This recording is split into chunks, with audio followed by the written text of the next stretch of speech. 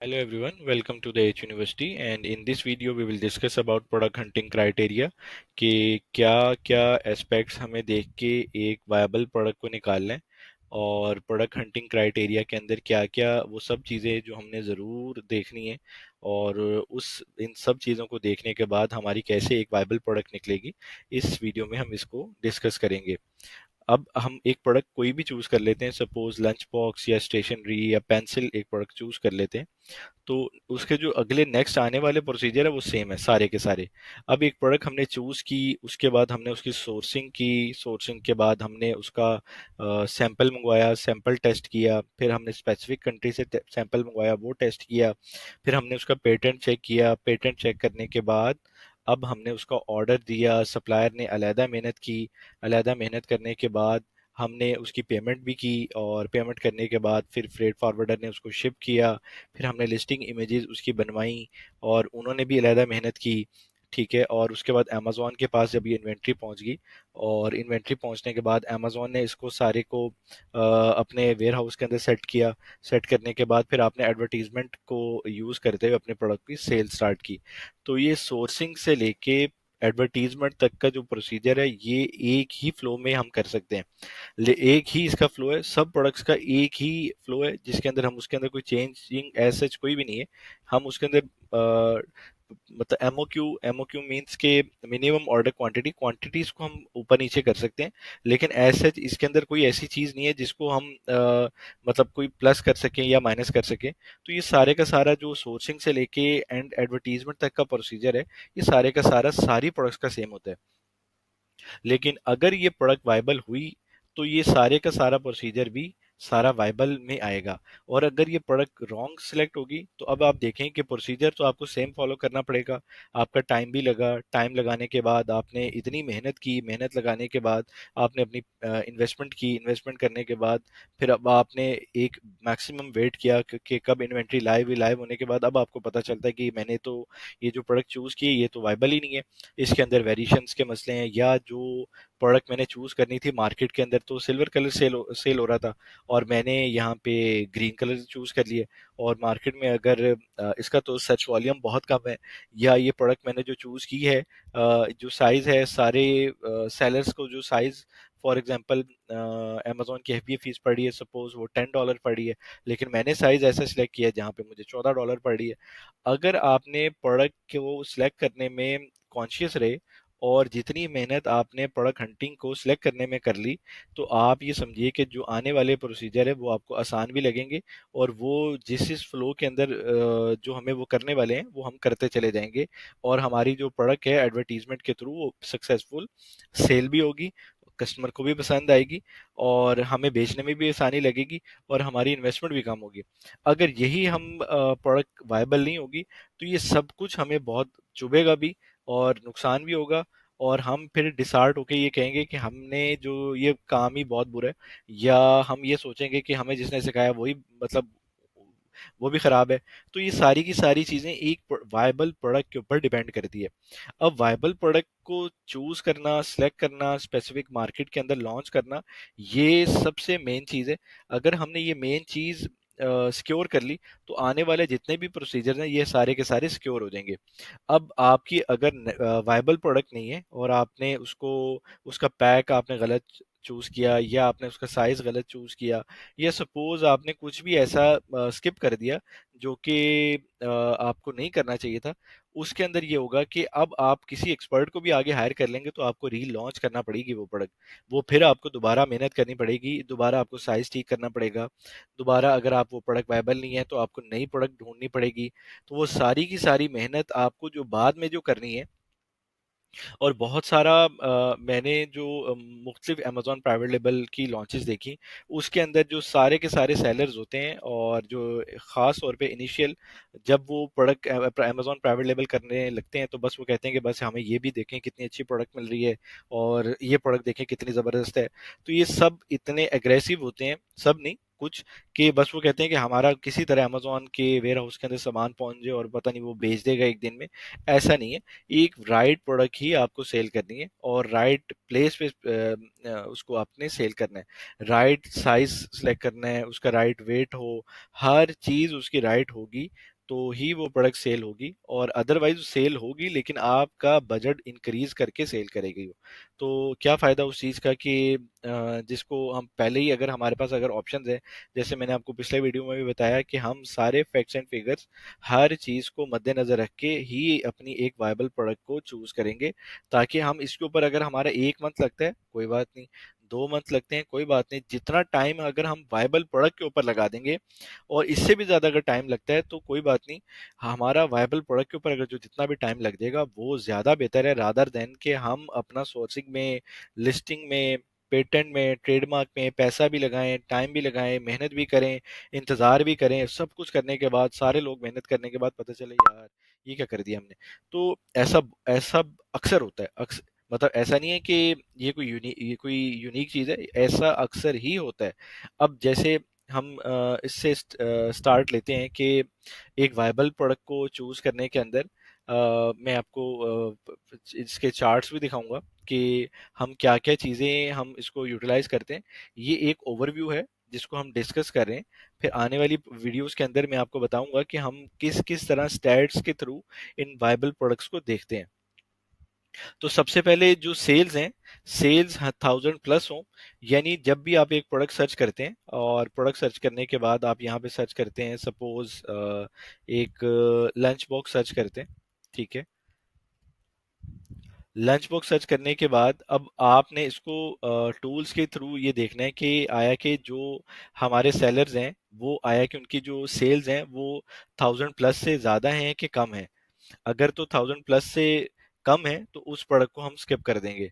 मतलब mostly seller जो है वो 1000+ की सेल कर रहे हैं। अब ये हम मैन्युअली सारा चेक कर रहे हैं, ये 4000+ सेल्स हैं इसकी, 7000+ सेल्स हैं इसकी, 10,000+ हैं, 20,000+ हैं, ठीक है, और 9,000+ है। ये एक लंच बॉक्स है, ऐसे वो चीज़ नहीं है। तो 6,000+ है, 2,000+ है।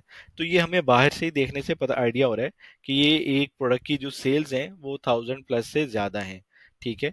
और इस वीडियो के एंड में हम डिस्कस करेंगे ये सारी चीज़ें कि 1000+ सेल्स एवरेज आउट कैसे देखी जाती है, लेकिन ये आपको सिर्फ मैं ओवरव्यू दे रहा हूँ कि हम मैन्युअली भी इसको सपोज देख रहे हैं, हमें आइडिया हो रहा है। टूल्स की मदद से भी हम देख सकते हैं, हम कैसे क्लिक करके सारी की सारी सेल्स और ओवरव्यू सारा कुछ देख लेंगे, ये हमें आइडिया हो जाएगा उससे। तो हमारी जो प्रोडक्ट है वो सारों की जितने भी काफ़ी ज़्यादा सेलर्स हैं वो 1000+ से ज़्यादा सेल्स कर रहे हैं, तो इट्स गुड टू गो। अब देखें कि अगर आपकी प्रोडक्ट की आपने मिसाल है $15 की चूज़ की हुई है और उसकी सेल ही 400-500 यूनिट सेल होती है, तो आप खुद देखिए कि वो उस प्रोडक्ट को आप मतलब कैसे कितने को सेल कर पाएंगे। तो ऐसी प्रोडक्ट चेज हमने सिलेक्ट करनी है जिस प्रोडक्ट की सेल्स हाई हो। ऐसा ना हो कि उस प्रोडक्ट की सेल्स बहुत कम हो, और प्रोडक्ट कम होने से फिर हम उसकी सेल्स की प्रमोशंस के ऊपर भी जोर लगाएंगे, लेकिन वैसे हमें वो रिजल्ट्स नहीं मिल पाएंगे जो कि हमें एक हाई सेल्स की नीश, नीश कहते हैं कि जैसे ये प्रोडक्ट्स का एक कीवर्ड है, उसकी उस कैटेगरी के अंदर रहते हुए हमें उस कीवर्ड के अंदर जो सारी प्रोडक्ट सेल हो रही हैं वो सारी की सारी उसमें मतलब उस नीश के अंदर प्रोडक्ट की सारों की सेल जो है वो 1000+ होनी चाहिए। तो सारे सेलर्स मैक्सिमम हो, ऐसा ना हो कि कोई मतलब 500 यूनिट सेल कर रहा है, कोई 300 यूनिट सेल कर रहा है, कोई 400 यूनिट सेल कर रहा है। एक एग्जांपल मैं आपको फिर भी दे देता हूँ। अब ये देखिए, ये एक प्रोडक्ट है, इसका नाम है फुट हैमॉक, ठीक है।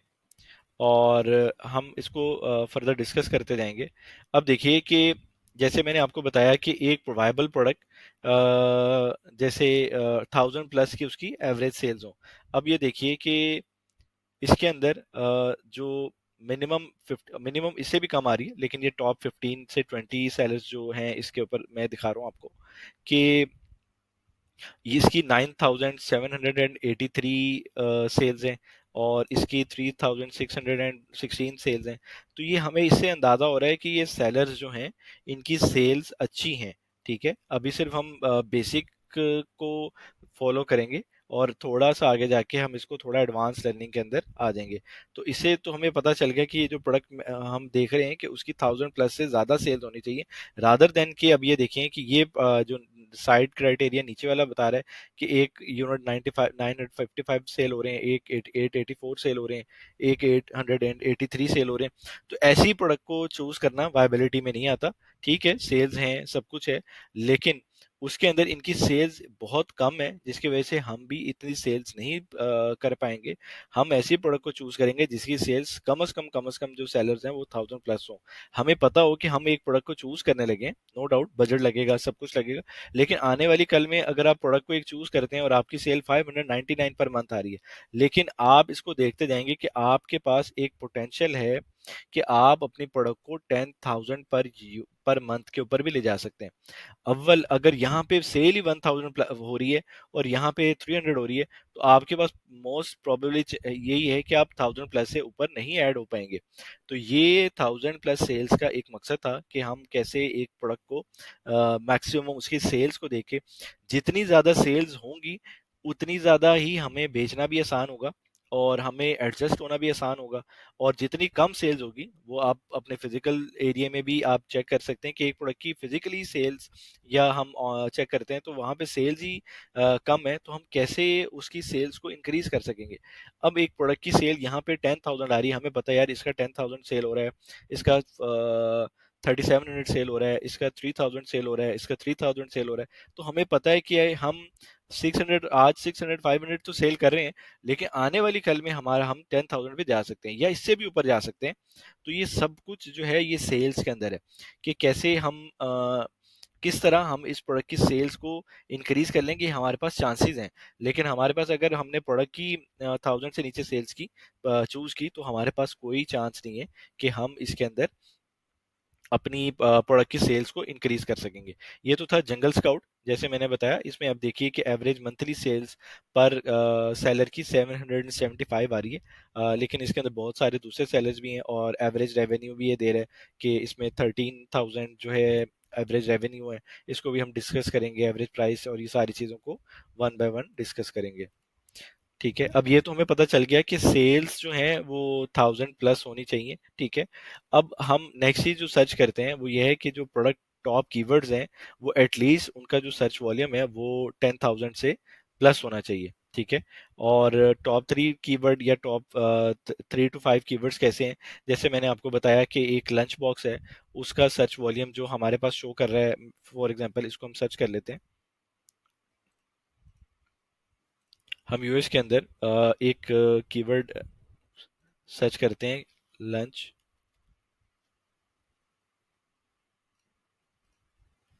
एल यू,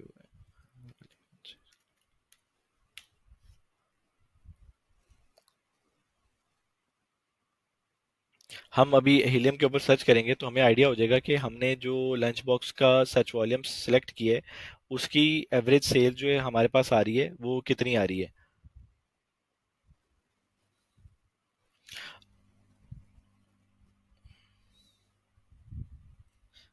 अब ये देखें कि हमारे सामने मैग्नेट के ऊपर हमने लंच बॉक्स को जब सर्च किया तो हमें आइडिया हो गया कि जो यहाँ पे इस प्रोडक्ट का सर्च वॉल्यूम है अमेरिका की मार्केट के अंदर, वो यहाँ पे ये शो कर रहा है कैसे 5,17,810। तो हम एक मैक्सिमम सर्च वॉल्यूम वाली प्रोडक्ट को चूज करेंगे जिसके अंदर मतलब ऐसे इतने मैक्सिमम सर्च वॉल्यूम की नहीं, हम इसके अंदर मजीद आने वाली वीडियो में डिस्कस करेंगे कि लेस कंपटीशन और इन प्रोडक्ट को चूज करना क्यों जरूरी होता है। तो ये तो हमें आइडिया हो गया कि हमारी जो इस प्रोडक्ट का सर्च वॉल्यूम है, हमारी जो इस प्रोडक्ट का सर्च वॉल्यूम है वो 5,17,810 जो है सर्च वॉल्यूम इस प्रोडक्ट का है। ठीक है, अब इसके रेलिवेंट जो है अमेजोन, इसने हमें मैग्नेट ने कीवर्ड भी देना शुरू कर दिए कि इसके अलावा इसके कौन कौन से कीवर्ड आते हैं, इसको हम सॉर्ट आउट कर लेते हैं।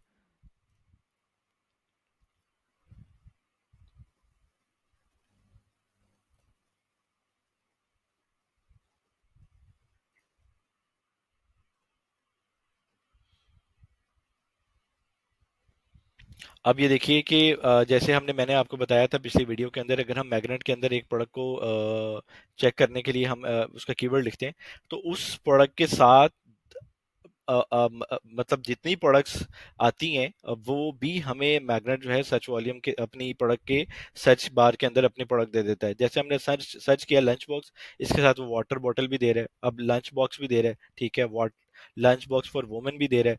तो ये बहुत सारे कीवर्ड्स दे रहे हैं। अब लंच बॉक्स का हमें पता चल गया कीवर्ड 5,17,810 है, और इसी तरह इसने हमें सेकंड कीवर्ड भी दे दिया, ये सेकंड कीवर्ड आ गया लंच बॉक्स फॉर वुमेन, जिसका सर्च वॉल्यूम 3 लाख समथिंग है। इसी तरह ये और भी हमें कीवर्ड आ जाएंगे, जैसे लंच बॉक्स फॉर किड्स आ गया, अब ये बेंटो बॉक्स का कीवर्ड आ गया, लंच बॉक्स फॉर मैन आ गया।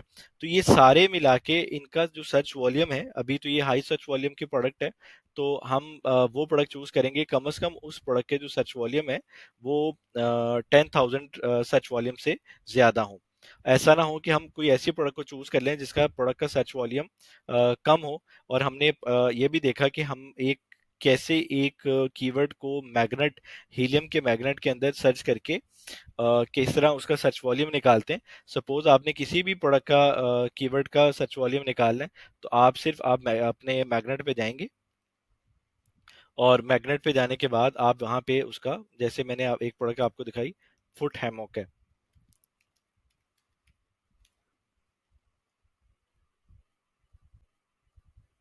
अब ये देखिए, अब मैंने खाली एक फुट हैमॉक लिखा और इसने सजेशन देना शुरू कर दिए कि ये आपके कीवर्ड्स, इस कीवर्ड्स के अलावा भी कीवर्ड्स हैं, ठीक है। अब ये देखिए, foot hammock for plane travel, ये सिंपल दिया हुआ है, ये अंडर डेस्क दिया हुआ है, ये एयरप्लेन ट्रेवल दिया हुआ है, ये डेस्क दिया हुआ है, और हैमॉक ब्लैक दिया हुआ है। जैसे मैंने आपको बताया कि यहाँ पे अगर ब्लैक सेल हो रहा है और अगर हम वाइट ले आते हैं, ये वो एक है कि जैसे हम ट्रैवलिंग कर रहे होते हैं, एक उसको, इसको हम देख भी लेते हैं।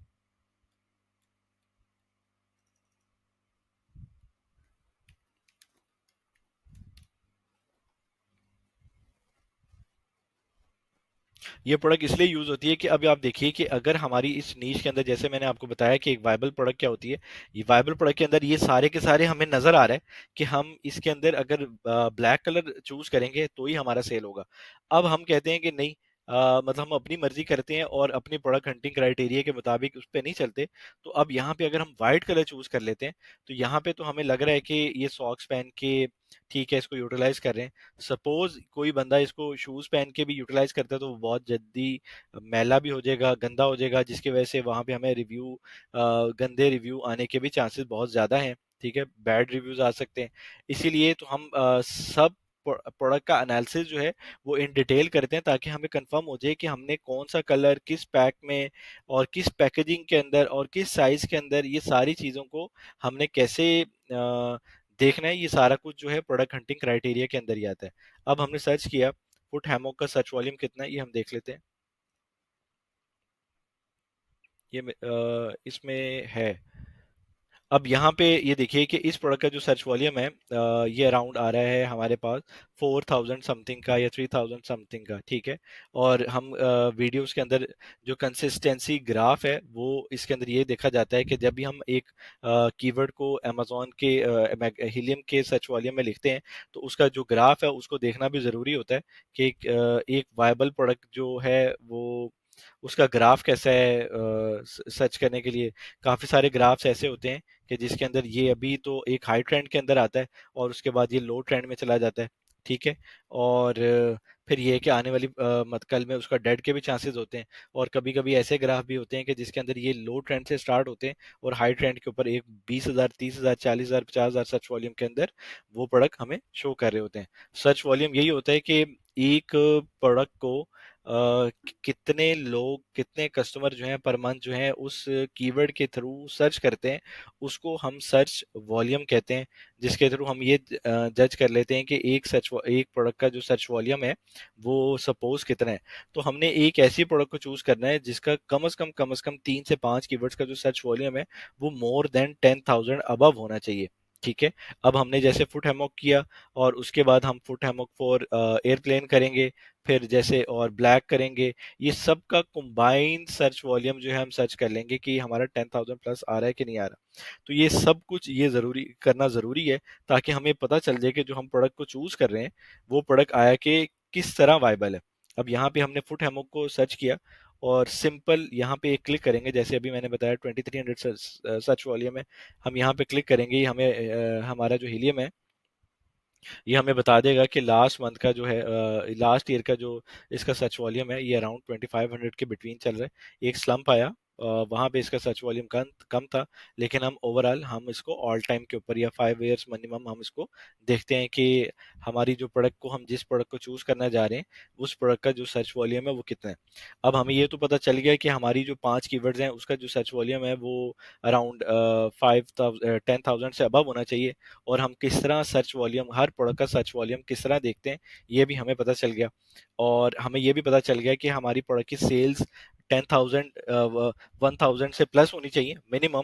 ये प्राइस टू प्राइस मैटर करती है। अब आप $50 वाली प्राइस जो है उसकी हो सकता है सेल्स 1,000 से बिलो भी हो, तो उसको हम चला सकते हैं, लेकिन जो मिनिमम अगर हम प्रोडक्ट की प्राइस को सिलेक्ट करते हैं $15, तो एज सच हम उसको, वो प्रोडक्ट की हमारी वायबिलिटी में नहीं आएगा।